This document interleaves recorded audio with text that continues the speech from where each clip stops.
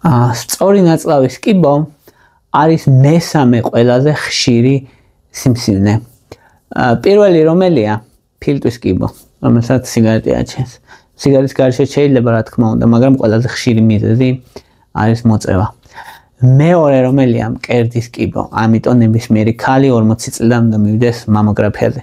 და მესამე რომელია? მესამე არის მსხვილი ნაწლავის კიბო, რომელზეც ვისაუბრებთ დღეს.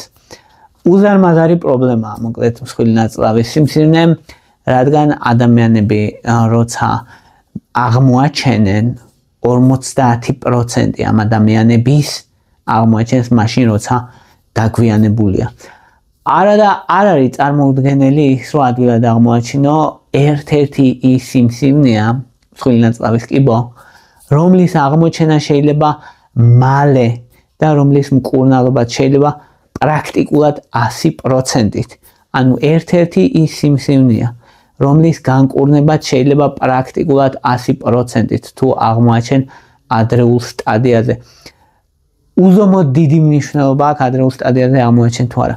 პირველ სტადიაზე პრაქტიკულად 100%-ის განკურნებადია.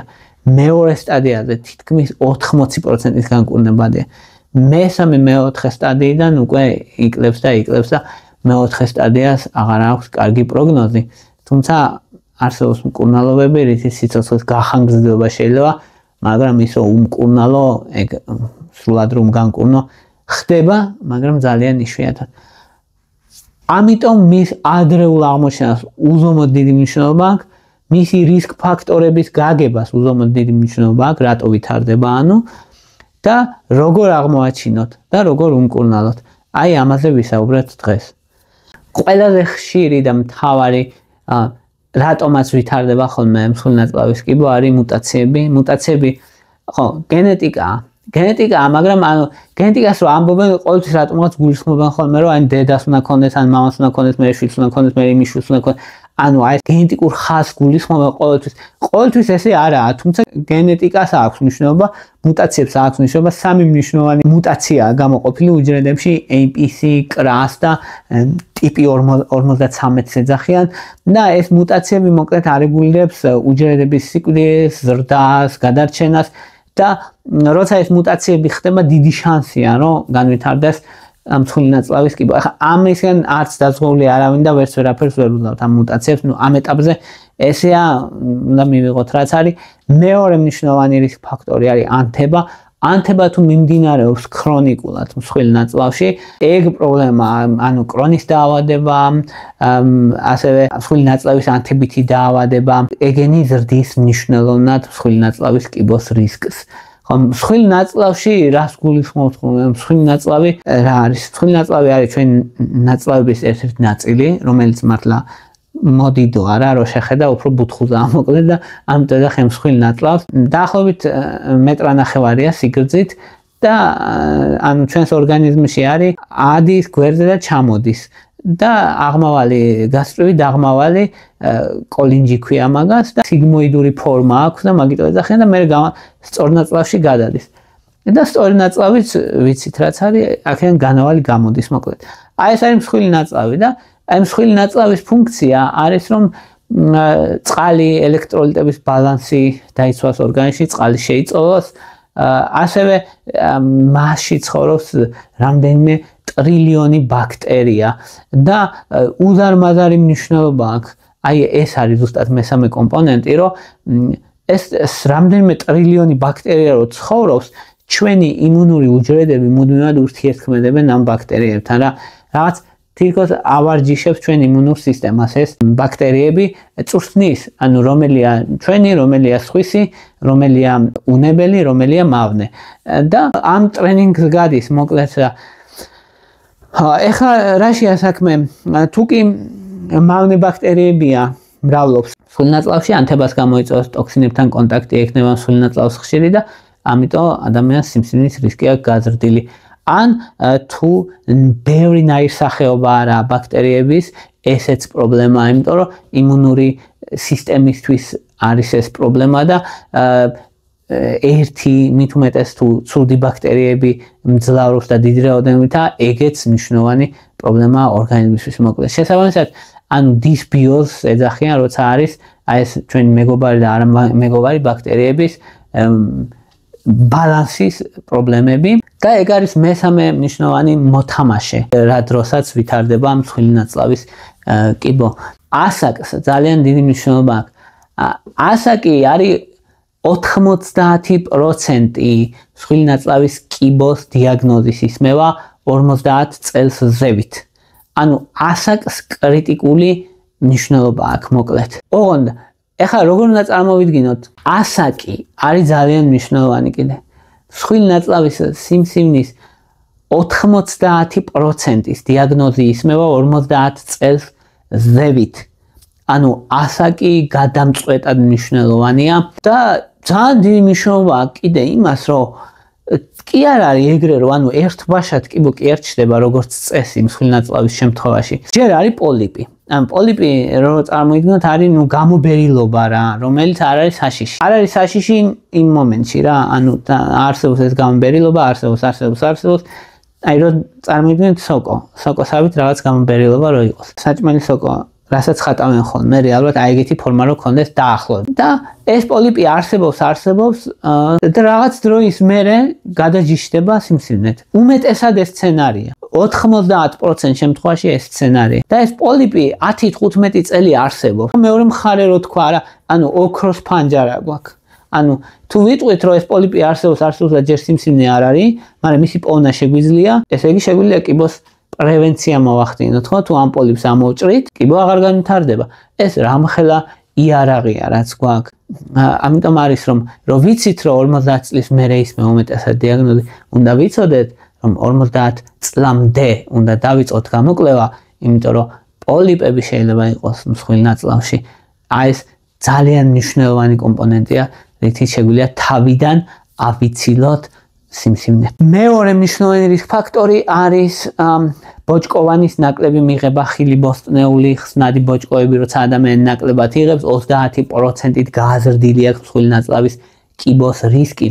თუ ხორცს იღებს ხშირად, წითელ ხორცს განსაკუთრებით 18%-ით გაზრდილია მსხვილი ნაწლავის კიბოს რისკი, რადგან ეს ხორცი და რკინაშია პრობლემა, მოკლედ რკინა, ნიტრატები, ნიტრიტები წარმოიქმნება მოკლედ და აზოტოვანი პროდუქტები წარმოიქმნება, დიდი მნიშვნელობა აქვს მან დეტალებს ჩვენ შემთხვევაში და ეს აზოტოვანი პროდუქტები მოქმედებს როგორც კარცინოგენები, მოკლედ აზიანებს დნმ-ს უჯრედების, მსხვილი ნაწლავის და კიბოს წარმოქმნის რისკს ზრდის 18%, ანუ დღეში 50 გრამ დამუშავებულ ხორცს თუ ჭამ, საუბარია ძეხვზე და სოსისებზე და ეგეთებზე 18% იზრდება მსხვილი ნაწლავის კიბოს რისკი.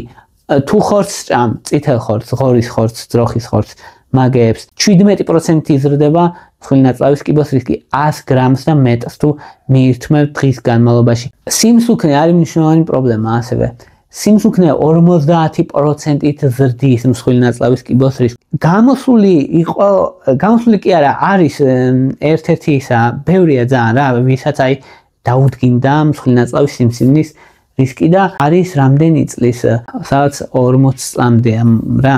და ყვება რომ ანუ არც ის ვიყავი, არც ჯანმრთელი ცხოვრების წესით ცხოვრობდი, არც მსუქანი ვიყავი, კი ხდება, ყველაფერი ხდება და ახალგაზრდა ასაკში შეიძლება დაუდგინდეს, მაგრამ ეგეთი შემთხვევები უფრო არის გამონაკლისი და არა წესი. უმეტესად მაინც ასაკში ვითარდება, უმეტესად ვისაც ჭარბიწონა აქვს, უმეტესად ვისაც დიაბეტი აქვს და ინსულინ რეზისტენტობა აქვს, იმიტომ რომ ინსულინის მსგავსი ზრდის ფაქტორი გამოიყოფა და ეგ უჯრედები ეს ინსულინის მსგავსი ზრდის ფაქტორი ხელს უწყობენ უჯრედების ზრდას და ეგეც ზრდის სიმსივნის განვითარების რისკს.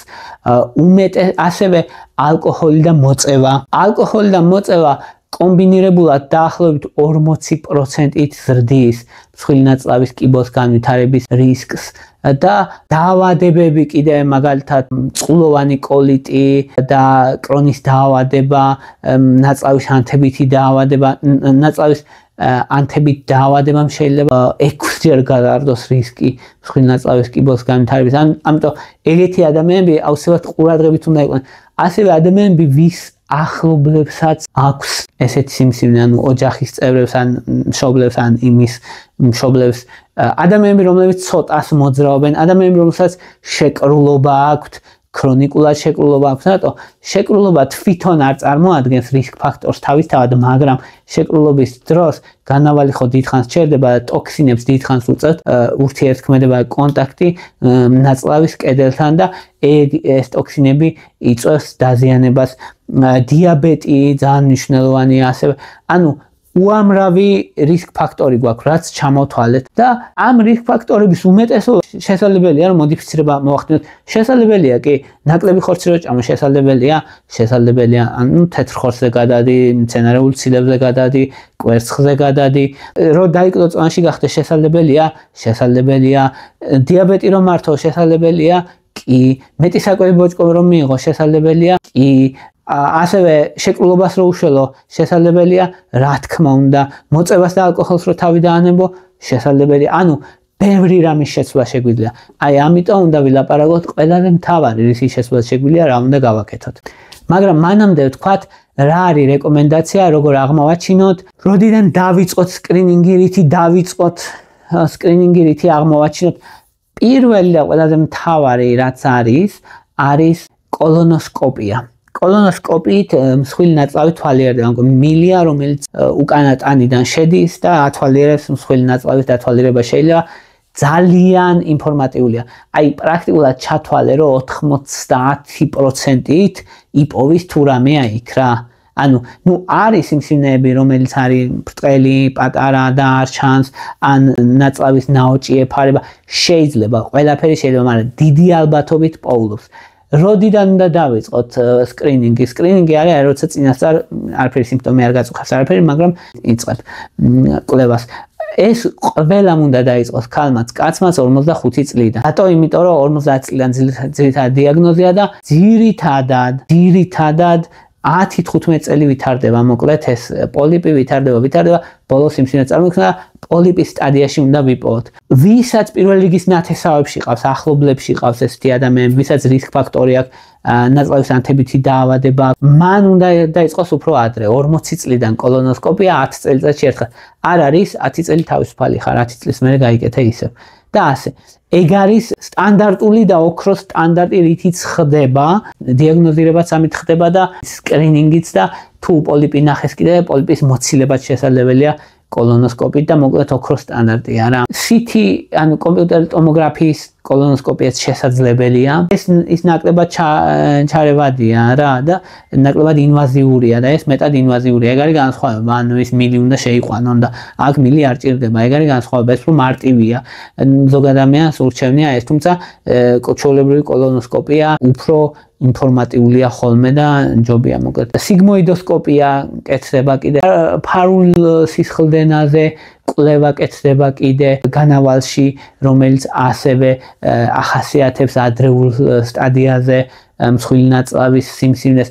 მსხვილი ნაწლავის სიმსივნეს რო ვამბობთ, სად არის ხოლმე ხო, რომ ვამბობთ რომ ანუ სად რომელ ნაწილშია, უმეტესობა ანუ სიგმოიდურ ნაწილშია სიმსივნეების, შეიძლება იყოს აღმავალში, დაღმავალში, განივში, ყველგან შეიძლება იყოს, მაგრამ უმეტესობა არის უფრო ქვევით ცოტა, თუმცა ანუ ზევითაც შესაძლებელია, მაგრამ შედარებით ნაკლები ნაწილი. პოლიპის ზომას აქვს თუ არა მნიშვნელობა? აქვს კი მნიშვნელობა, დიდი პოლიპები მოკლედ უფრო საყურადღებოა, პატარები უფრო ნაკლები პრობლემაა. განსაზღვრება ხოლმე 5 მმ-ზე პატარა, 5 მმ-ზე დიდი დროთა განმავლობაში მოკლედ დიდებს განსაკუთრებით აქვს დიდი შანსი რომ გადაგვარდეს და აქვე არის ხოლმე კიდე კითხვები მკურნალობა. მკურნალობაში აი ადამიანს აინტერესებს სრული განკურნება, ხო? ანუ უნდა ადამიანს ვისაც სიმსივნე აქვს, უნდა რომ განიკურნოს სრულად, რომ აღარასდროს აღარც დაემართოს და აღარასდროს შეაწუხოს. ეს ბევრ შემთხვევაში შეიძლება. ანუ ნულ სტადიაზე, ნული არის, როცა მოკლედ ლორწოვანშია მხოლოდ სიმსივნე და უფრო ღრმა დარჩადის, მაგას ნულ სტადიას ეძახიან და პირველ სტადიაზე და მეორე სტადიაზე ძალიან მაღალია სრული განკურნება, მოკლედ ძალიან მაღალია. მესამე, მეორე სტადიაზე 80% დაახლოებით და პირველ სტადიაზე კიდე ძალიან მაღალია, მოკლედ 90 ზევით. ხო, ნიშნავს რომ ქირურგიული მკურნალობა, ზოგჯერ ქიმიოთერაპია საჭირო, მაგრამ მოკლედ განკურნებადია, ძალიან მაღალი ალბათობით. მესამე სტადიას რაც შეეხება, დაახლოებით სრული განკურნების შანსი არის 50%, ნახევარ შემთხვევაში სრულად განიკურნება. ნახევარ შემთხვევაში ისევ ბრუნდება, მოკლედ ეგ არის პრობლემა. და მეოთხე სტადიაზე, როცა შორეულ ორგანოებშია კიდე, ეგ უფრო მეტად პრობლემაა და ამ შემთხვევაში სრული განკურნება ძალიან იშვიათია, თუმცა ზოგჯერ ხდება. და მან მკურნალობა მიმართულია, რომ სიცოცხლე გაუხანგრძლივოთ ადამიანს, ეგ არის მთავარი აზრი.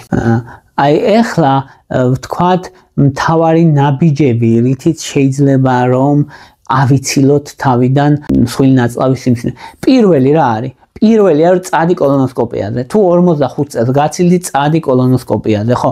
ცოტა დისკომფორტი შემქმნელია, ცოტა ის, მაგრამ წადი კოლონოსკოპიაზე 45 წლის ასაკში კოლონოსკოპიაზე წასვლა ნიშნავს რომ 70%-ით თუ რამე რისკი ქონდა ადამიანს იმისი რომ მსხვილი ნაწლავის კიბოთი მომკვდარიყო 70%-ით უმცირდება ეგ რისკი. ანუ უდიდესი ნაბიჯია. მეორე რაც უნდა გააკეთოს ადამიანმა არის რომ ჭამე ბოჭკოვანი, ჭამე ხსნადი ბოჭკოვანი და ჭამე უხსნადი ბოჭკოვანი ორივე.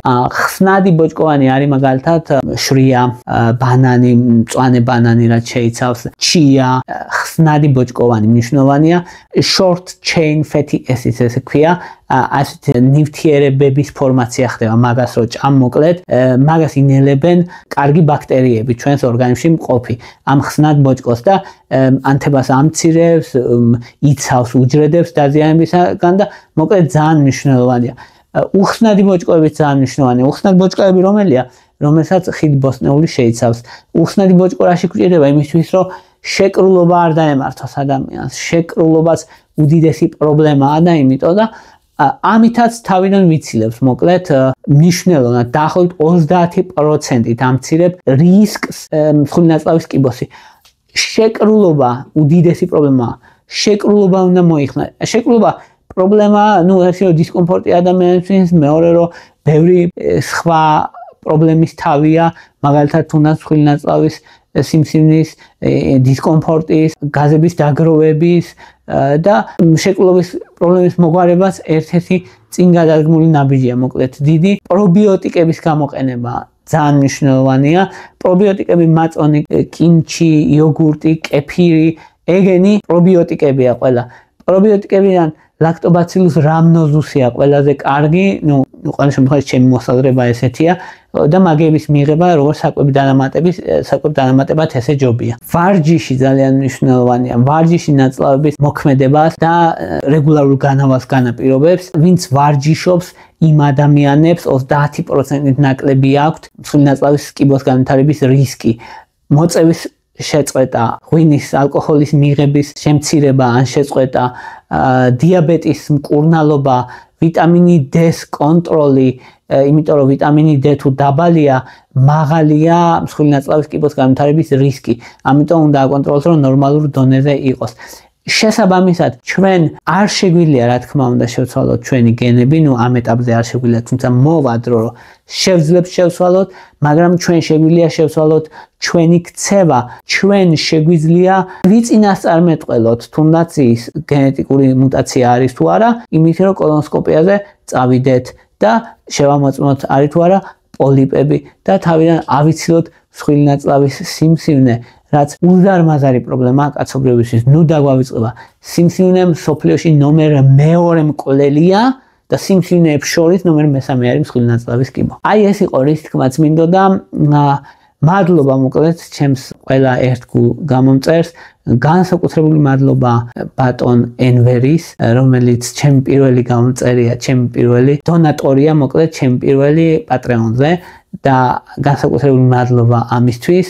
და ყველას ძალიან დიდი მადლობა, ვისაც გაინტერესებს, ვისაც ვინც უსმენთ, ხო ვისაც გინდათ რა თქმა უნდა არხის განვითარებაში მონაწილეობა მიიღოთ და დონაციები გააკეთოთ ამისთვის პატრეონია, ვისაც ესე უბრალოდ მხარდაჭერა, მაგალითად იმგვარად თანხით არ შეგიძლიათ მხარდაჭერა და ისე გინდათ რომ მხარდაჭერა გამოვხატოთ, ამისთვის დალაიქება, გაშეარება, დაკომენტარება და ასე შემდეგ. ეგეც ძალიან დიდი საქმეა. ასე რომ მადლობა ყველას ინტერესისთვის და მადლობა რომ ჩემთან ხართ.